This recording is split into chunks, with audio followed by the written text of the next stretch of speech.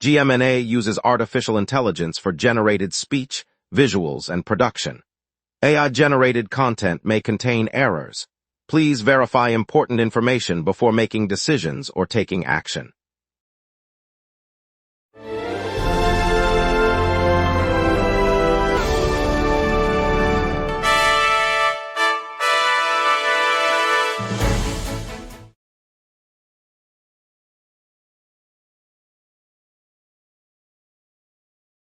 Good evening. Illinois health officials have confirmed nearly 1,000 cyclosporiasis cases, with 58 hospitalizations, while a tragic teen scooter crash in North Center claims a life. Tonight's storm system brings showers and thunderstorms, though traffic remains clear. Over to you, Miles. Students from Stowe Elementary's West Side program have completed restoring the historic clock factory canvas, preserving original artwork and signage for future generations. The restored canvas now hangs in the school's lobby, showcasing the factory's 19th-century machinery illustrations and community-crafted border designs for all. Over 60 volunteers contributed hours cleaning, stitching, and researching the canvas's provenance, ensuring historical accuracy before the final public unveiling last week. Lots to get to. Let's begin and dive into today's stories together, right here on the local Sunset for our city. Here are our top stories. Illinois health officials confirm 995 cases of cyclosporiasis, a diarrheal illness, with 58 patients hospitalized across the state. The cases involve several counties. Roman Zabel has the full story. Health officials say Illinois is tracking just under 1,000 cases of cyclosporiasis, a parasitic infection that triggers intense diarrhea and stomach cramps. The State Department of Public Health confirmed 995 infections, with 58 patients requiring hospital care after symptoms escalated. Doctors at University of Chicago Medicine reported most patients are coping at home, but a minority experienced dehydration and electrolyte imbalance, prompting admission. The illness, while rarely fatal, can lead to prolonged gastrointestinal distress and, in some instances, complications such as kidney stress. Authorities continue monitoring the outbreak, urging clinicians to report new cases and advise patients on proper hydration and food safety. Roman Zabel, GMNA News, Chicago. Police say a 16-year-old boy died after being struck while riding an electric scooter in North Center Tuesday afternoon. Officers responded to a report of a crash near the intersection of Addison and Milwaukee around 10 minutes after the incident occurred. Emergency crews pronounced the teenager dead at the scene. The Chicago Police Department confirmed that no other vehicles were involved, and that investigators are reviewing surveillance footage and speaking with witnesses.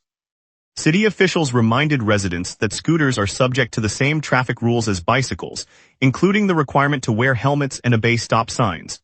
The department also noted that this marks the first fatal scooter accident in the city this year. A homicide unit has been assigned to determine whether any criminal conduct contributed to the tragedy.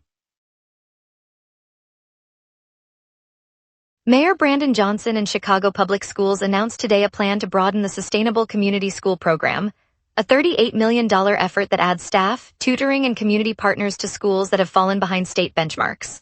The initiative, first launched as a pilot in 2018 after the Chicago Teachers Union secured it in its contract, will receive additional funding to reach 15 more campuses across the city beginning this fall. NBC5 investigates reports that the expansion aims to close gaps in literacy and math scores while giving principals more flexibility to allocate resources. Critics say the money could divert funds from other district priorities, but officials contend the model has already lifted test results in the original sites. The rollout is slated to start in September, with the first schools receiving new grants by the end of the year. The Chicago U.S. Attorney filed a 52-page brief saying a special counsel is unnecessary in the Broadview 6 case, rejecting motions from 4 protesters seeking a hearing and contempt sanctions. Roman Zabel has the full story. At the federal courthouse on the west side, U.S. Attorney Andrew Boutrose handed the court a 52-page filing that pushes back against calls for a special counsel in the Broadview 6 case. The brief, addressed to U.S. District Judge April Perry, argues that neither an outside lawyer nor sanctions are warranted. It rejects the motions filed by 4 of the 6 Operation Midway Blitz protesters, who had asked for a hearing and threatened criminal contempt penalties.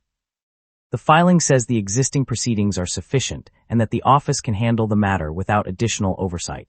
The case continues as the 6 protesters remain under investigation, Roman Zabel, GMNA News, Broadview. City crews finally cleared the clogged catch basins that had left a neighborhood street waterlogged for several weeks. Residents, who had repeatedly called on the ABC7 investigative team after rain turned the block into a river, saw municipal workers arrive late Wednesday night with shovels and pumps. Technicians removed debris and sediment from underground inlets, allowing water to drain normally once again. Officials said the obstruction had trapped runoff from recent storms, creating standing water that impeded traffic and threatened basement foundations. Response follows complaints that the flooded condition had persisted despite earlier repair attempts. City engineers will monitor basins over coming days to ensure flow remains clear, and they urged anyone noticing further blockages to report them promptly. Work formed part of a broader push to upgrade storm water infrastructure throughout older neighborhoods.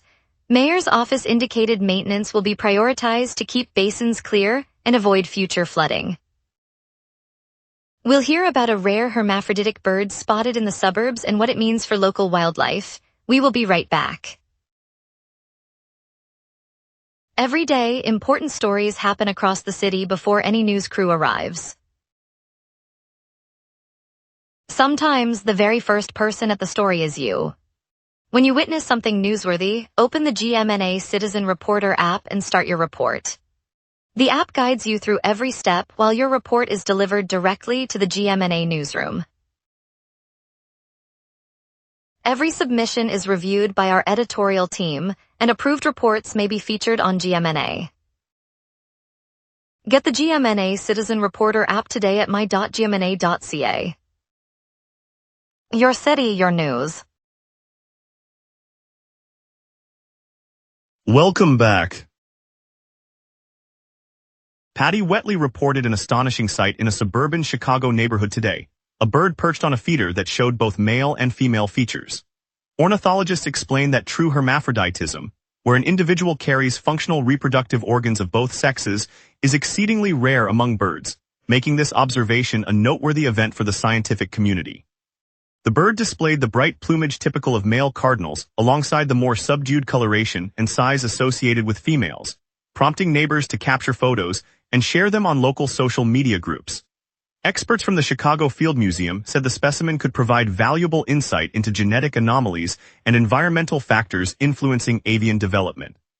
While no immediate health concerns were noted, officials encouraged residents to observe wildlife from a distance to avoid stress on the creature. Mayor Brandon Johnson outlined the qualifications he seeks in Chicago's next police superintendent, emphasizing community engagement and accountability, and said a selection will be made in the coming weeks. Delia Vasquez has the full story. Mayor Brandon Johnson laid out the criteria he expects the next Chicago police superintendent to meet, noting the city needs a leader with proven experience and a clear commitment to public safety. He added that the mayor's office will move quickly, aiming to name a candidate in the coming weeks as the current superintendent's term draws to close. The selection process is part of a broader effort to ensure a smooth transition in the department's leadership. City officials have been working with department leaders to map out the transition, and community stakeholders have been briefed on the upcoming change. The mayor said the timeline reflects the urgency of maintaining public confidence. Delia Vasquez, GMNA News, Chicago. National Weather Service meteorologist Kevin Doom says a moist storm system is moving into the Chicago area and will bring scattered showers and thunderstorms tonight, continuing into early Thursday. Current conditions are humid, cloudy, and warm, but the system will shift the forecast to rain and gusty thunderstorms after sundown. The service has not issued any watches or warnings, but expects localized rainfall of up to 1 inch across the city and surrounding suburbs. Residents should expect brief downpours, especially near the lakefront and in the south side, where the atmosphere is most unstable. Travelers should anticipate slower traffic on the Kennedy and Dan Ryan expressways as rain builds. The storms are expected to taper off by early Friday morning as the system exits the region. Keep an eye on the radar for any rapid changes as the evening unfolds. Students at Stowe Elementary on the west side wrapped up work on a hidden canvas that portrays the storefront of a historic Chicago clock manufacturer. The decades-old artwork had been tucked behind shelves, showing only a faint outline until the class of 5th graders and volunteers added the missing details. Over the past weeks, they mixed paints, traced the original lines, and brought the scene back to life, turning a forgotten piece into a vibrant reminder of the city's industrial past. The finished canvas will be mounted in the school auditorium when classes resume in the fall, giving current learners a visual link to the neighborhood's heritage. Teachers said the project sparked pride and curiosity among the students, who now see a tangible piece of Chicago history hanging on their own walls. Chicago Public Library faces a growing backlog of thousands of books due to staff and delivery driver shortages, limiting space and reducing patron checkouts across the city. Grady Sokolowski has the full story. Books are stacking up in the stacks of Chicago's public libraries as a shortage of librarians and delivery drivers slows the flow of new titles. Staff members are juggling limited shelf space while trying to keep inventory accurate, and the backlog now runs into the thousands. With fewer hands to shelve and sort, patrons are seeing fewer titles available for checkout, and checkout numbers have dipped. Library workers are pulling double shifts, moving collections to temporary holding areas and using makeshift tracking sheets to stay ahead of the pile. The strain is visible in crowded back-of-house corridors where carts of unshelved books line the aisles, a daily reminder of the staffing crunch. Grady Sokolowski, GMNA News, Chicago. Let's get a look at your evening forecast with our meteorologist for tonight. An upper-level jet from the southwest is capping the lake, forcing tonight's dry, overcast finish. On this date, the thermometer once climbed to 93 degrees in 2016, a spike that rode the tail end of a historic midsummer heat wave across the Midwest. Just 3 years earlier, in 2013, the mercury fell to 52 degrees, a cold snap that arrived with an unusually strong cold front pushing down from Canada. Normal August highs hover around 84 degrees with lows near 66, so today's readings sit comfortably between those long-term averages. The live radar is completely quiet across the entire Chicago basin. No rain echoes are visible, and the reflectivity mosaic shows only a thin overcast veil. This emptiness matches the high-pressure ridge that is sliding eastward, sealing off any moisture influx. With the jet stream aloft steering clear of the region, no precipitation is expected to develop before the map clears completely. Turning now to tonight's outlook. At 6 p.m., the sky remains overcast with a temperature of 77 degrees and humidity near 84%. Pressure is near average and nudging upward, signaling drier, more stable air moving in from the east. The southwest jet at 585 miles aloft is flowing at 58 miles per hour, reinforcing the ridge and suppressing lift. Winds are light, 5 miles per hour from the south, and will stay below 16 miles per hour through the night. UV index 6 is recorded for the early evening, though sunlight will fade quickly as sunset approaches at 8:04.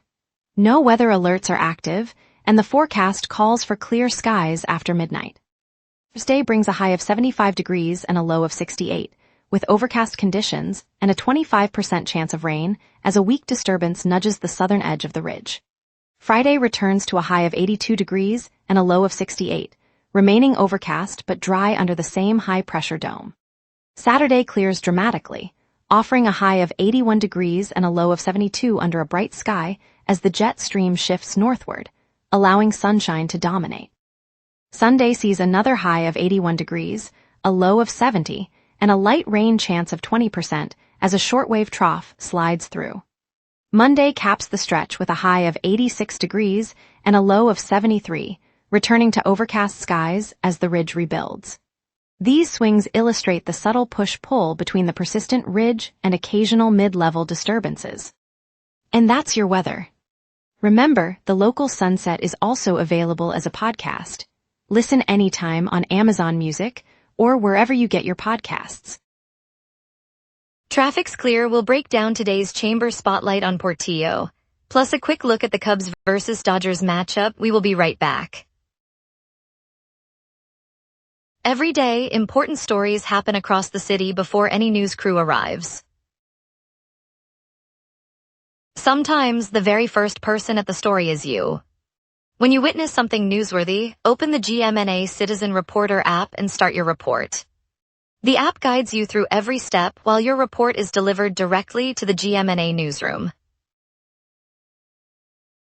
Every submission is reviewed by our editorial team, and approved reports may be featured on GMNA. Get the GMNA Citizen Reporter app today at my.gmna.ca. Your city, your news.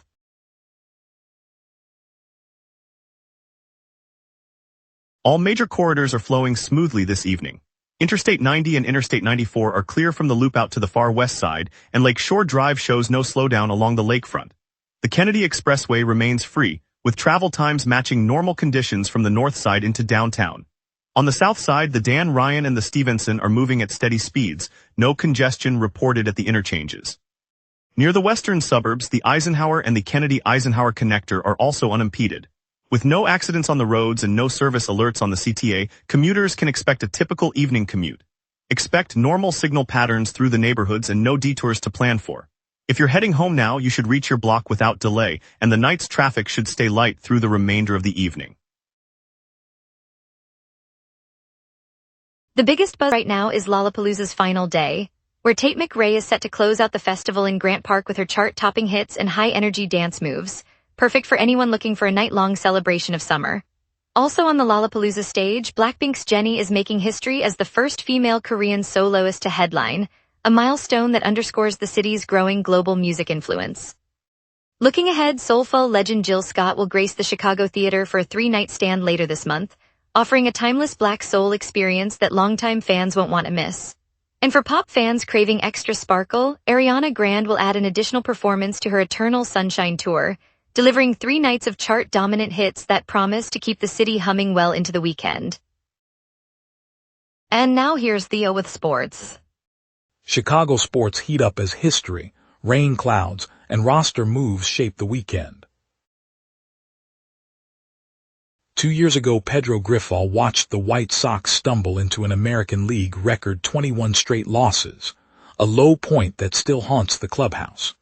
Meanwhile, 1925 southpaw Dickie Kerr briefly returned at 32, logged 12 outings with a 5.15 ERA before hanging up his glove for good. Rain's still a factor Wednesday, but the radar shows it tapering as the Cubs aim for a sweep of the Dodgers. This marks the 11th of 37 series where Chicago has taken the first 2 games, and they last swept Los Angeles at home in 2021. Day game performance sits at 24-23 to watch. After the deadline, Chicago's front office swung 5 major league pieces into the roster, surrendering 7 minor league prospects, 6 still eligible. 5 of those 6 ranked among the top 25 farm talents, meaning the depth chart loses promising arms while the big league club hopes the new acquisitions push them over the playoff hump. In Game 1-1-3 against Los Angeles, Kevin Alcantara earned superhero status with a .234 WPA, sparking Chicago's 10-run outburst. Carson Kelly's .173 WPA home run added firepower, showing the new right-handed depth can swing games when the Cubs need a lift. After falling behind 3-0 early, the Cubs rallied behind Matthew Boyd's steady work into the 7th, and a 4-home run barrage from Seiya Suzuki, Kevin Alcantara, Carson Kelly, and Michael Busch. The comeback not only erased the deficit, but also underscored the depth added at the deadline. The Skubal trade sparked chatter, but the hidden piece was Detroit's demand for a starter to slot into Chicago's rotation. With River Ryan poised to fill that role once healthy, the Cubs now have an extra arm, potentially reshaping the depth chart and giving Hoyer more flexibility down the stretch. Portillo, the Chicago-born hot dog and Italian beef institution with spots from Wrigleyville to the South Loop, is turning a fresh page.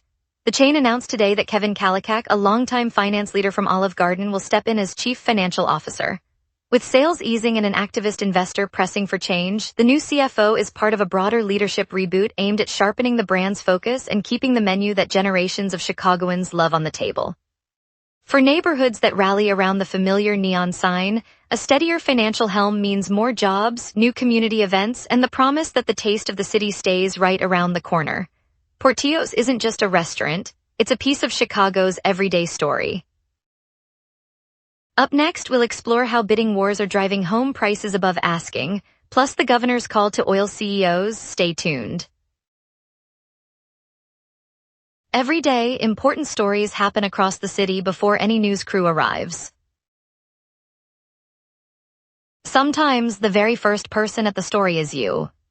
When you witness something newsworthy, open the GMNA Citizen Reporter app and start your report.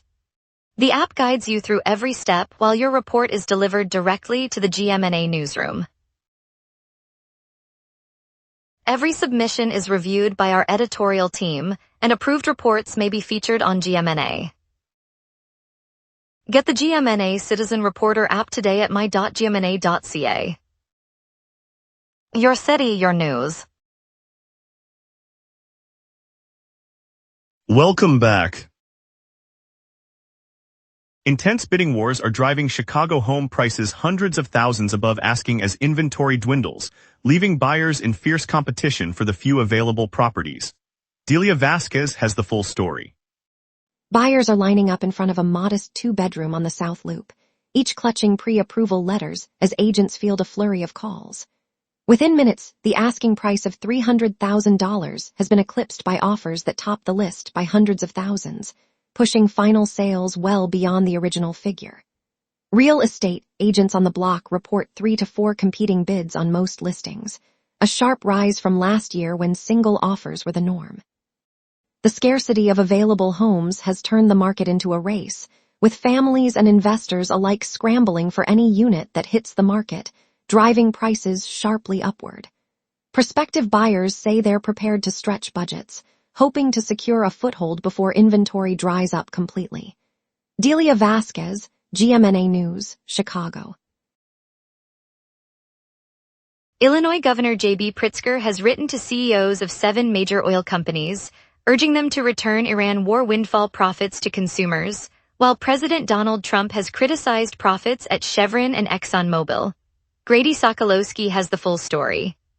Governor J.B. Pritzker has fired off letters to the chief executives of 7 leading oil producers, telling them to hand back windfall earnings tied to the Iran war and to pass the cash on to Illinois ratepayers.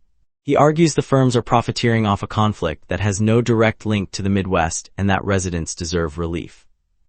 The demand comes on the heels of President Donald Trump's recent remarks slamming Chevron and ExxonMobil for what he called excessive profit margins amid the same war. Pritzker's letters specifically cite the need for transparency and for the companies to settle what he terms a debt to Illinois households. The governor says the request is a direct response to soaring fuel costs affecting everyday drivers. Grady Sokolowski, GMNA News, Chicago. Thank you, Chicago, for joining us on the local sunset. From today's remarkable sighting of a rare hermaphroditic bird in the suburbs to the stories that matter to our city, we appreciate your trust.